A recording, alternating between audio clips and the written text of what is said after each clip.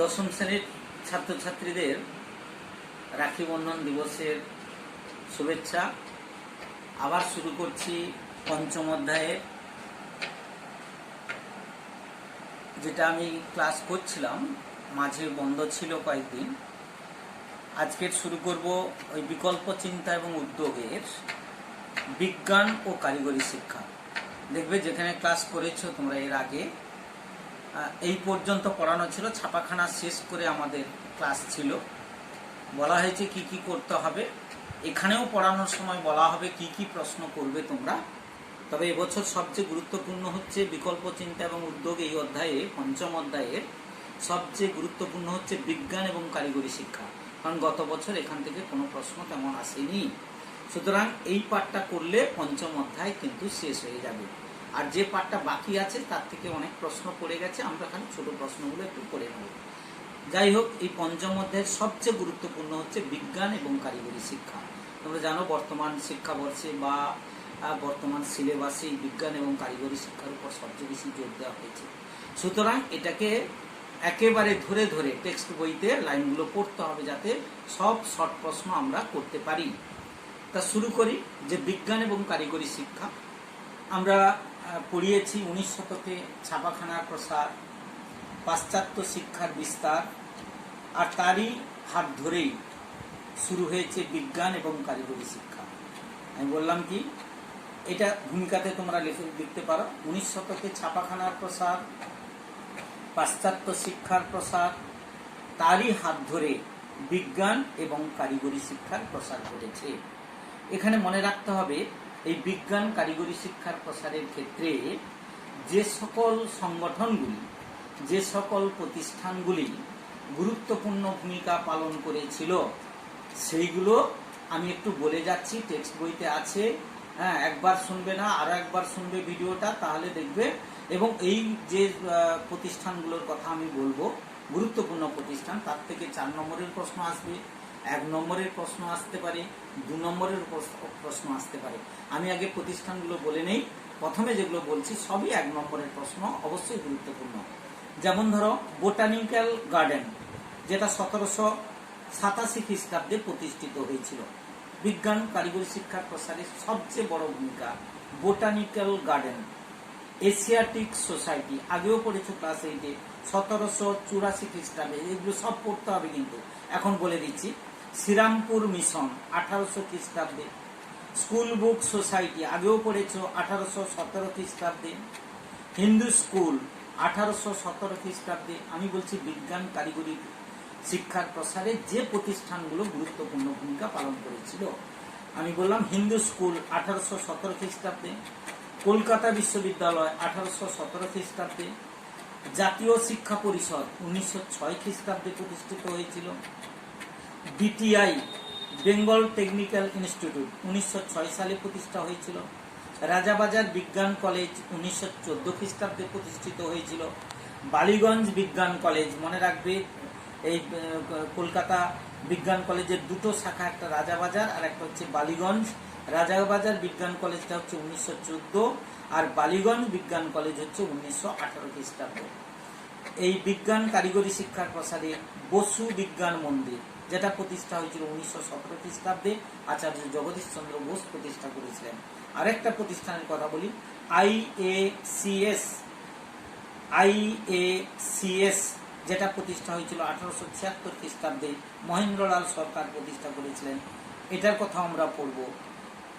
আর একটা হচ্ছে Roorkee engineering college, Roorkee engineering college, এটা প্রতিষ্ঠা হয়েছিল 1847 খ্রিস্টাব্দে। যাদবপুর ইঞ্জিনিয়ারিং কলেজ 1907 খ্রিস্টাব্দে। এই সকল প্রতিষ্ঠানগুলো গুরুত্বপূর্ণ ভূমিকা পালন করেছিল। আমি ভূমিকাতে বললাম যে বিজ্ঞান কারিগরি শিক্ষার প্রসার করতে গেলে এই প্রতিষ্ঠানগুলো গুরুত্বপূর্ণ। এখান থেকে শর্ট প্রশ্ন আসতে পারে, 2 নম্বরে আসতে পারে, আবার 4 নম্বরের মতো করে যেগুলো পড়াবো আমি, সেগুলো ভালো করে একটু দেখে নিতে হবে। যাই হোক, যতগুলো প্রতিষ্ঠান বলেছি বেশিরভাগ শর্ট প্রশ্ন, 2-1টা বড় প্রশ্ন আছে। আমি 4 নম্বরের জন্য এবছর যেটা ইম্পর্টেন্ট আমি বলছি আইএসিএস, সবাই নোট করো।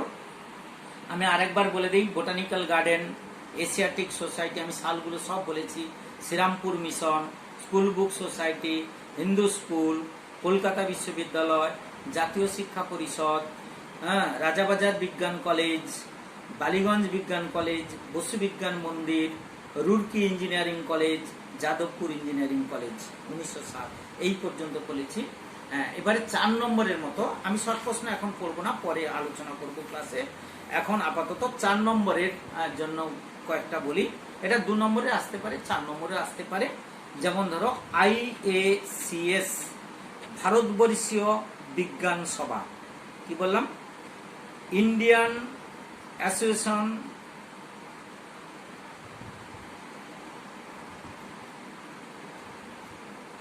কালচারাল সায়েন্স, ভারতবর্ষীয় বিজ্ঞান সভা, যেটা প্রতিষ্ঠা করেছিলেন ডক্টর মহেন্দ্রলাল সরকার। কত খ্রিস্টাব্দে? আমরা আগে বলেছি 1876 খ্রিস্টাব্দে, যেটা প্রতিষ্ঠা করেছিল মহেন্দ্রলাল সরকার। তবে আমি একটু বলি, মহেন্দ্রলাল সরকার কোথা থেকে অনুপ্রেরণা পেয়েছিল এটা প্রতিষ্ঠা করার ক্ষেত্রে?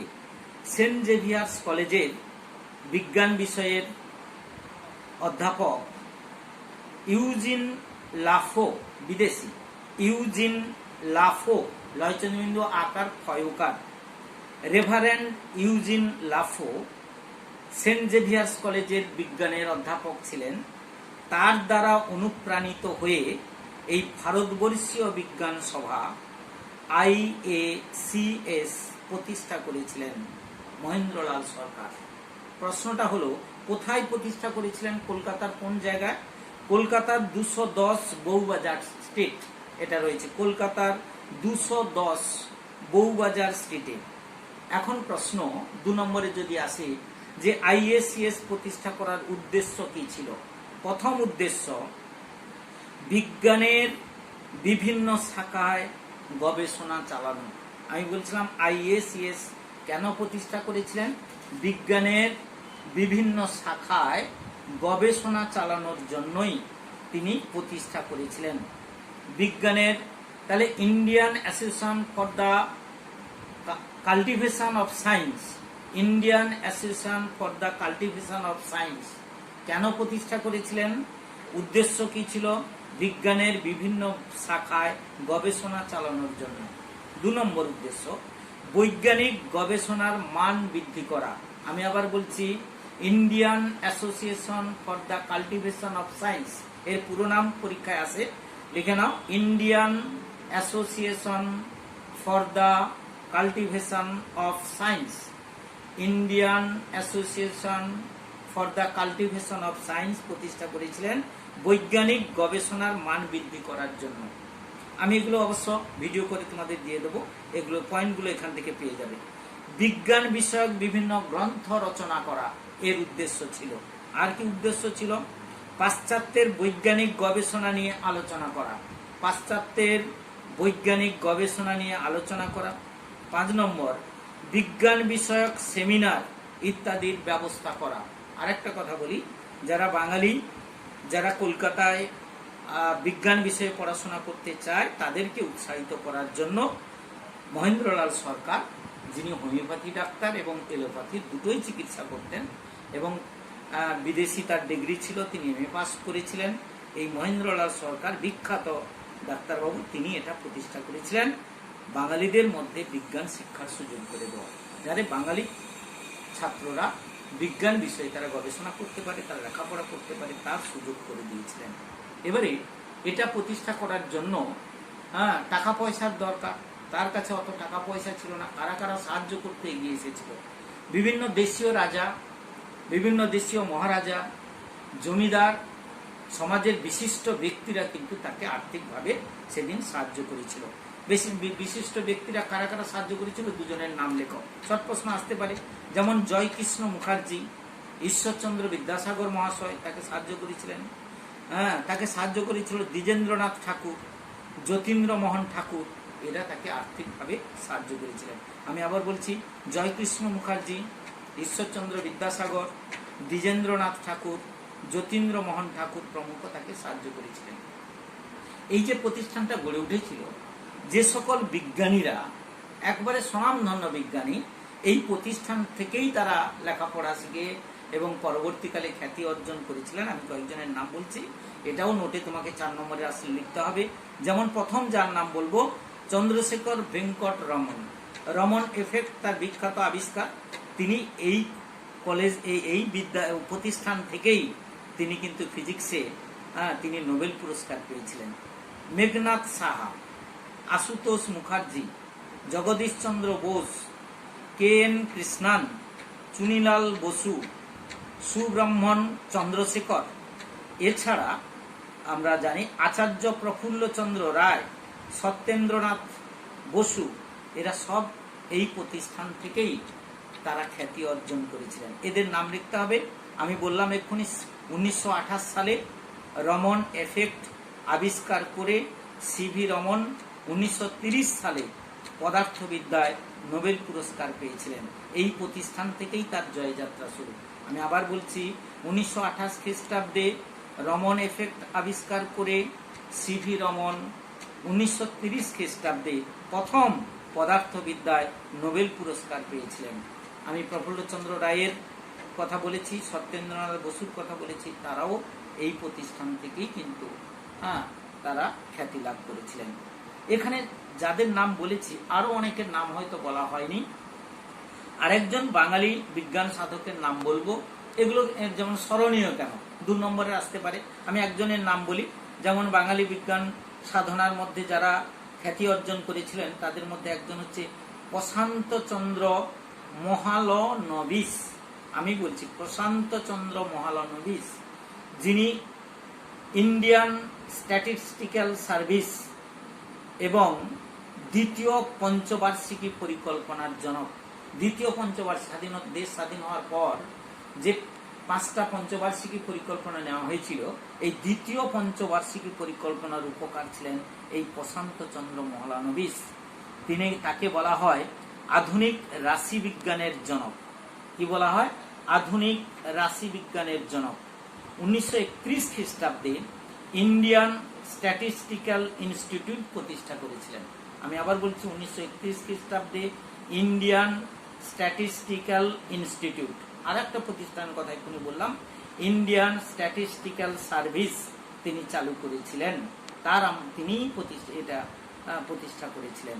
যাই হোক, প্রশান্ত চন্দ্র মহলানবিশটা একটু দেখে নিতে হবে। তাহলে এটা একটা 4 নম্বরের বললাম। কোনটা বললাম বলতো? IACS, Indian Association for the Cultivation of science. এটা 2 নম্বরে আসলে লিখতে হবে। তার উদ্দেশ্য, যদি 2টো উদ্দেশ্য 3টে উদ্দেশ্য লিখবে, কে কোথায় প্রতিষ্ঠা করেছিলেন এটা বলবে। আর 4 নম্বরে যদি আসে, আমি 4 নম্বরের মতো করে বললাম, খুব তাড়াতাড়ি বলা হয়েছে, ভিডিওটা আরেকবার দেখে নেবে, যে মহেন্দ্রলাল সরকারের অবদান IACS প্রতিষ্ঠার ক্ষেত্রে এবং তার গুরুত্বপূর্ণ ভূমিকার কথা তোমাদের বলতে হবে। এখান থেকে কারা প্রতিষ্ঠিত হয়েছিলেন, যে সকল বিজ্ঞানীরা, তাদের কথা বললাম। বিশেষ করে সিভি রমনের কথা বলতে হবে, যিনি 1930 সালে পদার্থবিদ্যায় নোবেল পেয়েছিলেন। এই কথাগুলো বলতে হবে। এবারে আমি যেগুলো বলেছিলাম শুরুতে, তার মধ্যে জগদীশ চন্দ্র বসু ও বসু বিজ্ঞান মন্দির, এটাও এবছর 4 নম্বরের জন্য গুরুত্বপূর্ণ। তাহলে IACS যেমন 4 নম্বরের জন্য গুরুত্বপূর্ণ, তেমনি জগদীশ চন্দ্র বসু ও বসু বিজ্ঞান মন্দির এটাও গুরুত্বপূর্ণ। বিজ্ঞানের বিভিন্ন শাখায় মৌলিক গবেষণার উদ্দেশ্যে প্রেসিডেন্সি কলেজের অধ্যাপনা ছেড়ে দিয়ে, তিনি প্রেসিডেন্সি কলেজের অধ্যাপক ছিলেন বিজ্ঞান বিষয়ে, তিনি সেই অধ্যাপনার কাজ ছেড়ে দিয়ে 1917 খ্রিস্টাব্দের 30 নভেম্বর বসু বিজ্ঞান মন্দির প্রতিষ্ঠা করেছিলেন। আমি আবার বলছি, বিজ্ঞানের বিভিন্ন শাখায় মৌলিক গবেষণার উদ্দেশ্যে প্রেসিডেন্সি কলেজের অধ্যাপনা ছেড়ে 1917 খ্রিস্টাব্দের 30 নভেম্বর বসু বিজ্ঞান মন্দির প্রতিষ্ঠা করেছিলেন। তার প্রথম উদ্দেশ্য ছিল বাঙালি ছাত্রদের, বাঙালি ছেলেদের বিজ্ঞান বিষয়ে তাদেরকে উৎসাহিত করা, বিজ্ঞানের অগ্রগতি বজায় রাখা, বিজ্ঞানের সুফলের কথা প্রচার করা, বিজ্ঞান মনস্কতা সৃষ্টি করা, এই কারণেই তিনি বসু বিজ্ঞান মন্দির প্রতিষ্ঠা করেছিলেন। তোমরা জানো আজও সুনামের সঙ্গে বসু বিজ্ঞান মন্দির থেকে বহু বাঙালি বিজ্ঞানী তারা দেশ এবং বিদেশে খ্যাতি অর্জন করেছেন। এই বসু বিজ্ঞান মন্দির আজও প্রচেষ্টা চালিয়ে যাচ্ছে, নানা গবেষণার কাজে তারা এখনো যুক্ত আছে। এখানে কি কি পড়ানো হয়? এখানে পদার্থবিদ্যা, রসায়নবিদ্যা, উদ্ভিদবিদ্যা, মাইক্রোবায়োলজি, বায়োকেমিস্ট্রি, বায়োফিজিক্স, পরিবেশ বিজ্ঞান ইত্যাদি এখানে পঠন পাঠনের বিষয়। আমি আবার বলছি, পদার্থবিদ্যা, রসায়নবিদ্যা যেটাকে কেমিস্ট্রি বলে, উদ্ভিদবিদ্যা, মাইক্রোবায়োলজি, বায়োলজির একটা পার্ট, বায়োকেমিস্ট্রি, বায়োফিজিক্স, পরিবেশ বিজ্ঞান ইত্যাদি বিষয় এখানে পড়ানো হয়। তোমাকে যদি 2 নম্বরের প্রশ্ন দেয়, 4 নম্বরের দিল না, যে বসু বিজ্ঞান মন্দিরের অবদান লেখো দুটি। বসু বিজ্ঞান মন্দিরের অবদান সবচেয়ে হচ্ছে কেসকোগ্রাফ যন্ত্র আবিষ্কার। কি যন্ত্র? পরীক্ষা দেখবে টেক্সট বইতে রয়েছে, শর্ট প্রশ্ন আসবে। জগদীশ চন্দ্র বসুর মানে সবচেয়ে উল্লেখযোগ্য আবিষ্কারটির নাম কি? কেসকোগ্রাফ যন্ত্র। কয়রফলা একার দন্তস্ব কয়কার, গয়রফলা আকার খ, কেসকোগ্রাফ যন্ত্র আবিষ্কার। এই যন্ত্রটা কি? উদ্ভিদের বৃদ্ধি পরিমাপক যন্ত্র। উদ্ভিদ কথা বলতে পারে, উদ্ভিদ তারও বৃদ্ধি হয়, সেই উদ্ভিদের বৃদ্ধি পরিমাপক যন্ত্রের নাম হচ্ছে কেসকোগ্রাফ যন্ত্র। আর আরেকটা উল্লেখযোগ্য আবিষ্কারের কথা বলি, কলেরা রোগের টিকা আবিষ্কার করেছিলেন। তোমরা জানো জগদীশ চন্দ্র বোস আরো আবিষ্কার করেছিলেন বিদ্যুৎ চুম্বকীয় তরঙ্গ, রেডিও আবিষ্কার তার উল্লেখযোগ্য। আর তার বিখ্যাত গ্রন্থটার নাম ছিল অব্যক্ত। তার লেখা বিজ্ঞান বিষয়ক বিখ্যাত গ্রন্থটার নাম হচ্ছে অব্যক্ত। তাহলে জগদীশ চন্দ্র বসু বসু বিজ্ঞান মন্দিরে আসলে তোমাকে আরো একটু টেক্সট বইটা ভালো করে পড়বে। আর এগুলো সংক্ষেপে আমি বললাম, এইগুলো লিখতে হবে। এবং পরবর্তীকালে এই গবেষণার হাত ধরে আজও পর্যন্ত যে নিরলস প্রচেষ্টা যারা চালিয়ে যাচ্ছেন, তাদের আবিষ্কার, তাদের কৃতিত্বের কথা তোমাদের বলতে হবে। এবারে আর একটা 4 নম্বরের প্রশ্ন আজকের আমরা পড়ে নেই। যেহেতু ছুটি আছে, অনেক সময় পেয়েছো, অনেক দিন পড়ানো হয়নি, আবার শুরু করেছি, পরপর পড়ানো হবে, খেয়াল রাখবে। সবাইকে যারা জানতে পারেনি তাদেরকে জানিয়ে দিতে হবে। আমি যেটা নোট করেছি এই নোটটাও তোমাদের আমি ওই কপি করে পাঠিয়ে দেব, আর পাশাপাশি ক্লাসটাও শুনবে। আর একটা গুরুত্বপূর্ণ আমি বললাম যে বিটিআই, আমি প্রশ্নটা বলি, বাংলায় কারিগরি শিক্ষার বিকাশে বেঙ্গল টেকনিক্যাল ইনস্টিটিউটের ভূমিকা লেখো। আমি আবার বলছি, বাংলায় কারিগরি শিক্ষার বিকাশে বিটিআই এর ভূমিকা লেখো। বিটিআই মানে বেঙ্গল টেকনিক্যাল ইনস্টিটিউট। দেখবে টেক্সট বইতে একটু বড় করে লেখা আছে, এটা 4 নম্বরের মতো করে এবছর ইম্পর্টেন্ট আছে, আসতে পারে। বাংলায় কারিগরি শিক্ষার বিকাশে বেঙ্গল টেকনিক্যাল ইনস্টিটিউটের ভূমিকা লেখো। এটা বলতে গেলে একটা ভূমিকা তোমাদের লিখতে হবে। ভূমিকাতে কি লিখবে? 1905 খ্রিস্টাব্দে বঙ্গভঙ্গ বিরোধী আন্দোলনের সময়, কি বললাম, 1905 খ্রিস্টাব্দে বঙ্গভঙ্গ বিরোধী আন্দোলনের সময় পাশ্চাত্য শিক্ষা ব্যবস্থার বিকল্প রূপে জাতীয় শিক্ষা প্রতিষ্ঠান হিসেবে এই বেঙ্গল টেকনিক্যাল ইনস্টিটিউট গড়ে উঠেছিল। আমি আবার বলছি 1905 খ্রিস্টাব্দে বঙ্গভঙ্গ বিরোধী আন্দোলনের সময় পাশ্চাত্য শিক্ষা ব্যবস্থার বিকল্প রূপে একটি জাতীয় শিক্ষা প্রতিষ্ঠান হিসেবে এই বেঙ্গল টেকনিক্যাল ইনস্টিটিউট গড়ে উঠেছিল। প্রতিষ্ঠা, জাতীয় শিক্ষা পরিষদ গঠিত হওয়ার পর, তোমরা জানো 1906 সালে আমরা পরের দিন পড়ব জাতীয় শিক্ষা পরিষদ। তা বলে নেই, জাতীয় শিক্ষা পরিষদ গঠিত হওয়ার পর তার পাঠ্যসূচি কি হবে সেটা গঠিত হয়েছিল কত সালে বললাম? 1906 সালে। সেটা গঠিত হওয়ার পরে তার পাঠ্যসূচি কি হবে এই নিয়ে কর্মকর্তাদের মধ্যে একটা মতভেদ দেখা দিল যে সিলেবাস কি হবে। একদল বলছে বিজ্ঞান ও কলাবিদ্যার উপর গুরুত্ব আরোপ করা হবে, আর একদল বলছে যে না, কারিগরি শিক্ষার উপর গুরুত্ব আরোপ করা হবে। এই নিয়ে বিতর্ক যখন একেবারে তুঙ্গে, শেষ পর্যন্ত এই জাতীয় শিক্ষা পরিষদটা দুভাগে ভাগ হয়ে গেল। বিশিষ্ট আইনজীবী তারকনাথ পালিতের উদ্যোগে, আমি আবার বলছি, বিশিষ্ট আইনজীবী তারকনাথ পালিতের উদ্যোগে 1906 খ্রিস্টাব্দের 25 জুলাই কলকাতায় বেঙ্গল টেকনিক্যাল ইনস্টিটিউট গড়ে ওঠে। আমি আবার বলছি, বিশিষ্ট আইনজীবী তারকনাথ পালিতের উদ্যোগে 1906 খ্রিস্টাব্দের 25 জুলাই কলকাতায় বেঙ্গল টেকনিক্যাল ইনস্টিটিউট গড়ে ওঠে।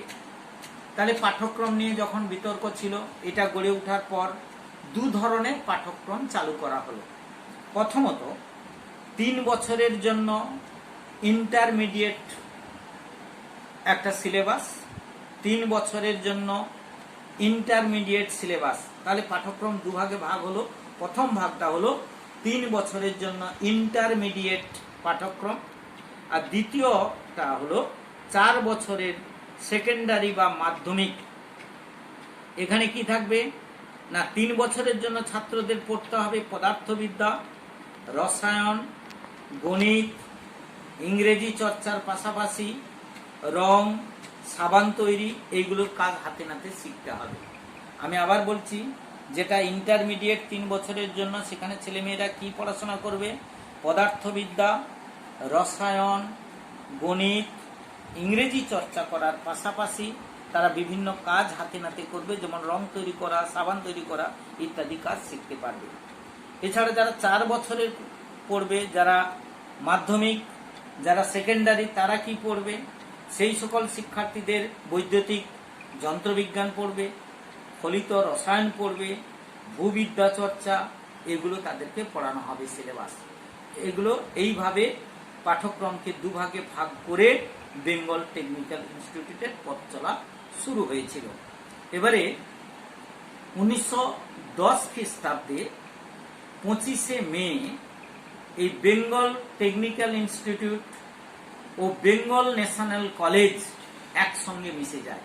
আমি আবার বলছি, 1910 খ্রিস্টাব্দের 25শে মে বেঙ্গল টেকনিক্যাল ইনস্টিটিউট ও বেঙ্গল ন্যাশনাল কলেজ একত্রে মিশে যায়।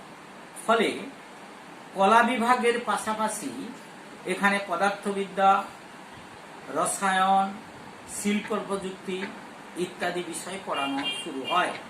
কলা বিভাগ পড়ানো হলো, পাশাপাশি পদার্থবিদ্যা, রসায়ন, শিল্প প্রযুক্তি ইত্যাদি পড়ানোর কাজও শুরু হলো।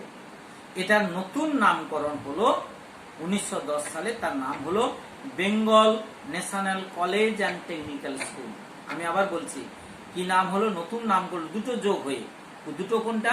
একটা হচ্ছে বেঙ্গল টেকনিক্যাল ইনস্টিটিউট, আর একটা হচ্ছে বেঙ্গল ন্যাশনাল কলেজ। এই দুটো যোগ হয়ে নাম হলো বেঙ্গল ন্যাশনাল কলেজ, টেক্সট বইতে আছে দেখবে, and technical school. Bengal national college and technical school, যেটা এখন যাদবপুর বিশ্ববিদ্যালয়। Bengal national college and technical school. 1928 খ্রিস্টাব্দে এই প্রতিষ্ঠানের নাম হয় কলেজ অব ইঞ্জিনিয়ারিং ও টেকনোলজি। কি নাম হয়? 1928 খ্রিস্টাব্দের নাম হয় কলেজ অব ইঞ্জিনিয়ারিং, আরেকটা নাম পরিবর্তন করে রাখা হলো কলেজ অব ইঞ্জিনিয়ারিং ও টেকনোলজি, সিইটি। টেক্সট বইতে লেখা আছে দেখবে, সি মানে কলেজ, ইতে হচ্ছে ইঞ্জিনিয়ারিং, আর টিতে হচ্ছে টেকনোলজি, সিইটি সংক্ষেপে বলা হয়। 1928 খ্রিস্টাব্দে এই প্রতিষ্ঠানের নাম হয় কলেজ অফ ইঞ্জিনিয়ারিং ও টেকনোলজি বা সিইটি। এই প্রতিষ্ঠানের একটা জার্নাল বের হতো, প্রকাশিত হতো। সেই ছাত্রছাত্রীরা যে নামেই জার্নালটা প্রকাশ করেছিল তার নাম হচ্ছে টেক, টয়েকার ক। তাহলে এই প্রতিষ্ঠানের ছাত্রছাত্রীরা যে জার্নাল প্রকাশ করেছিল, সেই জার্নালটির নাম হচ্ছে টেক, টয়েকার ক, টিইসি, টেক নামে একটা জার্নাল প্রকাশ করেছিল। এবং তোমাদের মনে থাকবে 1955 খ্রিস্টাব্দে এই প্রতিষ্ঠানটাই যাদবপুর বিশ্ববিদ্যালয় নামে পরিচিত হয়। এটি পূর্ণাঙ্গ বিশ্ববিদ্যালয়ের স্বীকৃতি দিয়েছে স্বাধীন সরকার, মানে ভারত সরকার 1955 খ্রিস্টাব্দে, স্বাধীন হওয়ার পর 1955 খ্রিস্টাব্দে এই প্রতিষ্ঠানটার নাম হয় যাদবপুর বিশ্ববিদ্যালয়। এখন সুনামের সঙ্গে যাদবপুর বিশ্ববিদ্যালয় তার কাজ করছে। বহু বিজ্ঞানী এখান থেকে সুনাম অর্জন করেছে, খ্যাতি অর্জন করেছে। তাদের গবেষণা, তাদের আবিষ্কার আজকে শুধু ভারত নয়, ভারতবর্ষের বাইরেও ছড়িয়ে গেছে। সুতরাং আমাদের পড়তে হবে বেঙ্গল টেকনিক্যাল ইনস্টিটিউট এর ভূমিকা কি কি বিজ্ঞান এবং কারিগরি শিক্ষার বিকাশে। তাহলে বিজ্ঞান ও কারিগরি শিক্ষার বিকাশে বেঙ্গল টেকনিক্যাল ইনস্টিটিউটের ভূমিকা লিখলে আমরা 4 নম্বরের মতো করে করব। আর যে ছোট ছোট যেগুলো আছে প্রশ্ন বলি, কলকাতা বিজ্ঞান কলেজ, যেটা বললাম দুভাগে ভাগ, একটা বিজ্ঞান কলেজের একটা শাখা আছে রাজাবাজার সায়েন্স কলেজ, তোমরা দেখবে টেক্সট বইতে লেখা আছে সেটাকে রাসবিহারী ঘোষ রাজাবাজার সায়েন্স কলেজে ওইটাকে রাসবিহারী ঘোষ প্রাঙ্গণ বলা হয়।